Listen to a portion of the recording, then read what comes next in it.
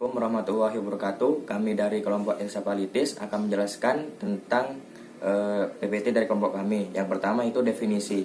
Encephalitis adalah suatu peradangan pada parenkim otak, di mana dari perspektif epidemiologi dan patofisiologi, encephalitis keduanya mempunyai tanda dan gejala inflamasi meningial seperti Pneumonia, sakit kepala atau leher akut. Cerebristri menunjukkan tahap pembentukan abses dan infeksi bakteri yang sangat merusak jaringan otak. Etiologi dari encephalitis. Berbagai macam mikroorganisme dapat menyebabkan encephalitis, misalnya bakteri Pazoa, cacing, jamur, Spirochea, dan virus. Penyebab terpentingnya yaitu paling sering adalah virus infeksi yang terjadi karena virus langsung ke otak atau reaksi radang akut karena infeksi sistemik atau vaksinasi terlebih dahulu.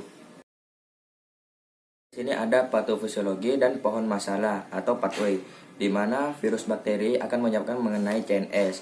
CNS tersendiri adalah bagian sistem saraf yang beroperasi dalam tengkorak dan tulang belakang. Peripheral Nervous System atau PNS adalah bagian yang beroperasi di luar tengkorak dan tulang belakang.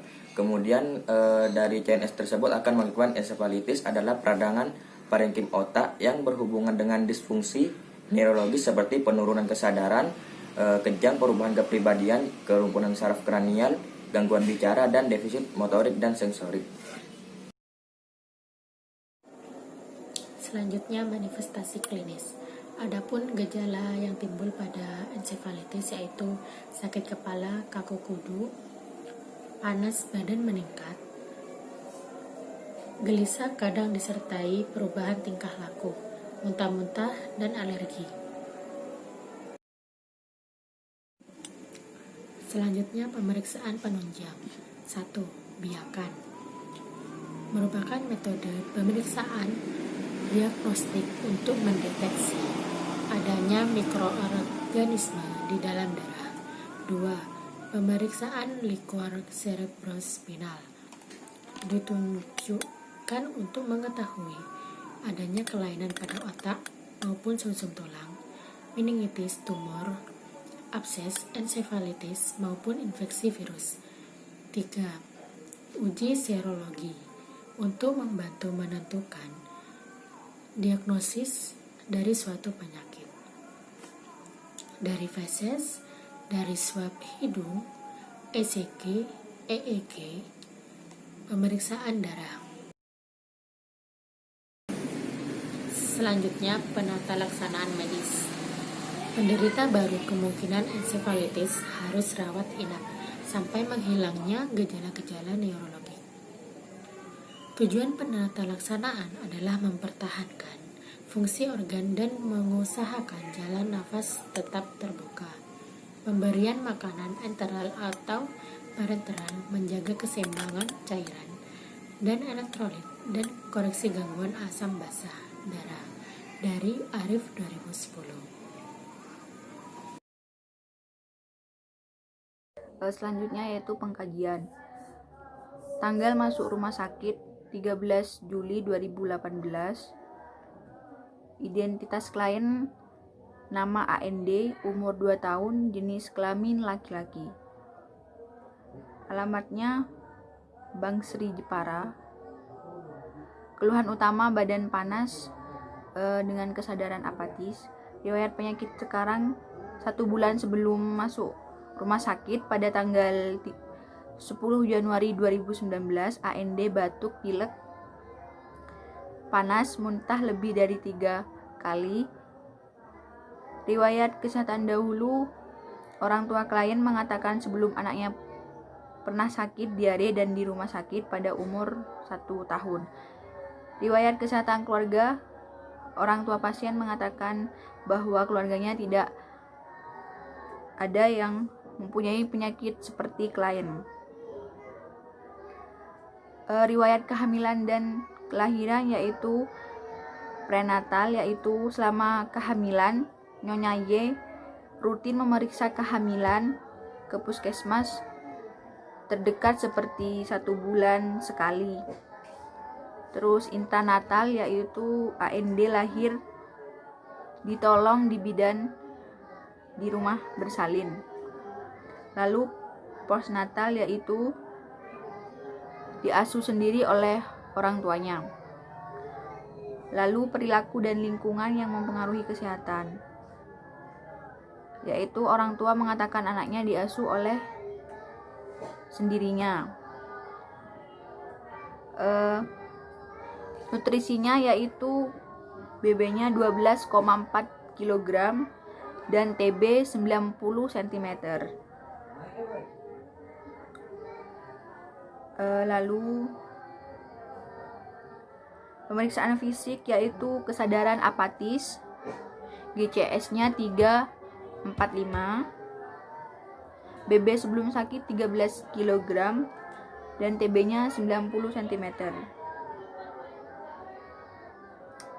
Suhunya itu 38,8 derajat Celcius.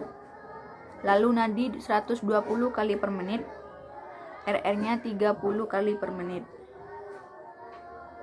Bentuk kepala leher, kepala mesosepal, rambut hitam, lurus, bersih. Lalu dada, bentuknya simetris, suara sonor.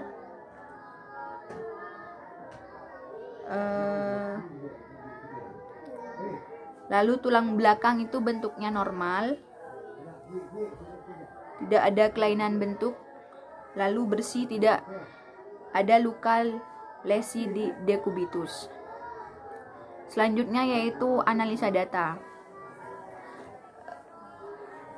DS-nya itu keluarga pasien menyatakan bahwa pasien tanpa gesih dan sesak nafas dan sulit untuk bernafas. Suhunya yaitu 38,5 derajat Celcius. Lalu nadinya 120 kali per menit dan RR-nya 30 kali per menit. Pasien tampak lemah, terpasang NGT, apatis. Lalu GCS-nya kulit kemerahan. Masalahnya yaitu di sini pasien mengalami obstruksi jalan nafas. Diagnosa kebersihan jalan nafas tidak efektif berhubungan dengan obstruksi jalan nafas ditandai dengan pasien lemas dan RR30. Yang kedua, hipertermi berhubungan dengan dehidrasi ditandai dengan kulit kemerahan. Perencanaan, diagnosa keperawatan, bersihan jalan nafas tidak efektif berhubungan dengan obstruksi jalan nafas ditandai dengan pasien lemas dan RR30. Tujuan dan kriteria hasil setelah dilakukan kunjungan rumah selama 3 kali 24 jam diharapkan pasien mengetahui informasi tentang gangguan pertukaran gas dengan kriteria hasil, mendemonstrasikan bentuk efektif dan suara nafas yang bersih, tidak ada cyanosis dan dyspnea, mampu mengeluarkan sputum, bernafas dengan mudah, tidak ada pursed lips, mampu mengidentifikasikan dan mencegah faktor yang penyebab, menunjukkan jalan nafas yang paten atau klien tidak merasa tercekik, irama nafas, frekuensi pernafasan dalam rentang normal, tidak ada suara nafas abnormal, saturasi oksigen dalam batas normal. Intervensi 1. Mendemonstrasikan batuk efektif. 2. Mampu mengidentifikasikan dan mencegah faktor yang penyebab. 3. Menunjukkan jalan nafas yang paten. 4. Monitor saturasi oksigen dalam batas normal. Yang kedua, hipertermi berhubungan dengan dehidrasi ditandai dengan kulit kemerahan. Tujuan dan kriteria hasil setelah dilakukan kunjungan rumah selama 3 kali 24 jam diharapkan pasien mengetahui informasi tentang gangguan pertukaran gas dan kriteria hasil, nadi dan RR dalam rentang normal, suhu 36 sampai 37 derajat Celcius, tidak ada perubahan warna kulit dan tidak ada pusing, merasa nyaman. Keterangan skala berat, cukup berat, sedang, ringan, tidak ada. Intervensi, monitoring nadi dan RR dalam rentang normal, monitoring suhu dalam rentang, memonitoring penurunan tingkat kesadaran. Implementasi, diagnosis keperawatan bersihan jalan nafas tidak efektif berhubungan dengan obstruksi jalan nafas ditandai dengan pasien lemas dan RR 30. Tanggal atau jam, tanggal 15 bulan 6 2018 jam 8:10. Tindakan keperawatan observasi TTV. Menjelaskan pasien batuk efektif dengan tarikan nafas dalam, melakukan fisioterapi dada, mengedukasi pasien untuk auskultasi suara nafas, catat adanya suara tambahan, monitor respirasi dan status oksigen. Diagnosis keperawatan hipertermi berhubungan dengan dehidrasi ditandai dengan kulit kemerahan. Tanggal atau jam, tanggal 15 bulan 6 2018 jam 8:20. Observasi TTV. Monitoring tekanan darah, nadi dan RR, mengedukasi keluarga pasien untuk mengompres pasien pada lipat paha dan aksila untuk menurunkan panas. Anjurkan keluarga pasien mencatat dan memonitor penurunan tingkat kesadaran. Diagnosa keperawatan bersihan jalan nafas tidak efektif berhubungan dengan obstruksi jalan nafas ditandai dengan pasien lemas dan RR 30. Tanggal 16 bulan 6 2018. Observasi TTV. Mengevaluasi tentang batuk efektif dengan tarikan nafas dalam terhadap pasien dan keluarga. Mengevaluasi catat adanya suara tambahan terhadap pasien. Memonitor respirasi dan status O2. Diagnosa hipertermi berhubungan dengan dehidrasi ditandai dengan kulit kemerahan. Tanggal 16 bulan 6 2018. Observasi TTV. Mengevaluasi keluarga pasien untuk mengompres pasien pada lipat paha dan aksila untuk menurunkan panas. Mengevaluasi mencatat keluarga pasien dan monitor penurunan tingkat kesadaran. Untuk selanjutnya yaitu evaluasi, di mana evaluasi tersendiri yaitu akhir dari asuhan keperawatan. Di asuhan keperawatan ensefalitis pada evaluasinya yaitu pada tanggal 15 bulan 6 2018 jam 8:20 yaitu yang pertama, masalah keperawatan pertama yaitu bersihan jalan nafas tidak efektif berhubungan dengan obstruksi jalan nafas ditandai dengan pasien lemas dan RR 30. Catatan perkembangannya yaitu swabnya yang pertama subjeknya keluarga pasien menyatakan bahwa pasien tampak gelisah dan sesak nafas dan sulit bernafas. Untuk objeknya yaitu TTV, tekanan darahnya 130/100 mmHg, nadinya 120 kali per menit, suhunya 38,5 Celcius dan RR-nya 30 kali per menit. Pasien lemas terpasang NGT apatis, GCS-nya 345, kulit kemerahan.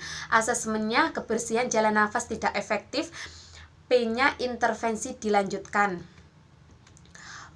Untuk pada tindakannya evaluasi yang kedua yaitu pada tanggal 16 bulan 6 2018 pada jam 1:10 yaitu masalah keperawatan yang pertama bersihan jalan nafas tidak efektif berhubungan dengan obstruksi jalan nafas ditandai dengan pasien lemas dan RR 30 yaitu catatan perkembangannya yaitu swabnya yang pertama subjeknya keluarga pasien menyatakan pasien tidak tampak gelisah dan sesaknya mulai membaik dan objeknya yaitu TTV-nya tekanan darah per 120/100 mmHg, nadinya 87 kali per menit dan suhunya 37,3 Celcius, RR-nya 23 kali per menit.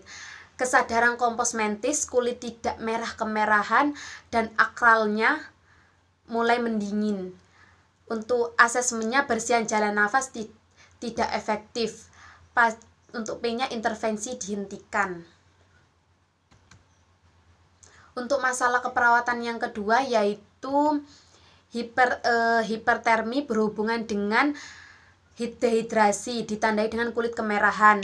Catatan perkembangannya yaitu swabnya, yaitu subjeknya keluarga pasien menyatakan pasien tampak panas dan kulit kemerahan. Untuk objeknya TTV, tekanan darahnya 130/100 mmHg, nadinya 120 kali per menit, suhunya 38,5 Celcius, RR-nya 30 kali per menit.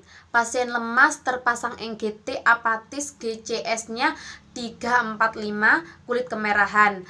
Asesmennya hipertermi, P, intervensi dilanjutkan. Untuk masalah keperawatan yang kedua yaitu hipertermi berhubungan dengan dehidrasi ditandai dengan kulit kemerahan. Untuk catatan perkembangannya yaitu swabnya. Yang pertama, subjeknya keluarga pasien menyatakan pasien panasnya menurun dan kulit tidak kemerahan dan akralnya mulai membaik.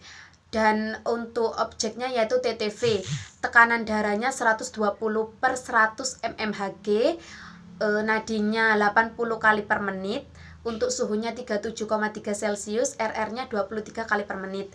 Kesadaran komposmentis, kulit tidak kemerahan. Untuk asesmennya hipertermi, dan untuk P-nya intervensi dihentikan. Untuk itu terima kasih.